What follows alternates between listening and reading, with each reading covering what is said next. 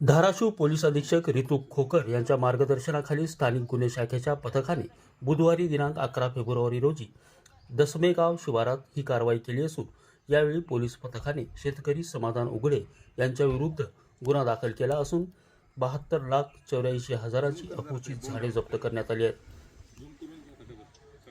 सुभाष कदम, एकमत डिजिटल, धाराशिव। नमस्कार। काल धाराशिव जिल्ह्यातील वाशी तालुक्यातील दसमेगाव येथे अफूची लागवड झालेली आहे अशी आम्हाला एक माहिती प्राप्त झाली होती।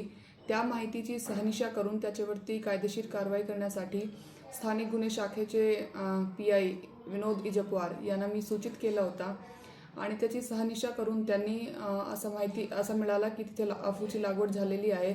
त्यावरती NDPS कायद्याप्रमाणे कारवाई करण्यात आली। त्या कारवाईमध्ये 400 किलो अफूचे बोंड आणि फूल असे आम्हाला मिळाले, ज्याची बाजारची किंमत कमीत कमी 72 लाख अशी आहे। त्यामध्ये कारवाई पुढील कायदेशीर कारवाई चालू आहे। याद्वारे मी धाराशिव जिल्ह्यातील नागरिक यांना असं आवाहन करते की आपल्याकडे आसपास कुणी लपून छपून जर गांजेची अफूची लागवड करत असतील तर त्याची सूचना पोलीस प्रशासन यांना द्यावे। आम्ही त्यावरती नक्कीच कारवाई करू आणि आपली जी माहिती आहे ते आपली ओळख आहे ते गोपनीय ठेवण्यात येणार। थँक्यू।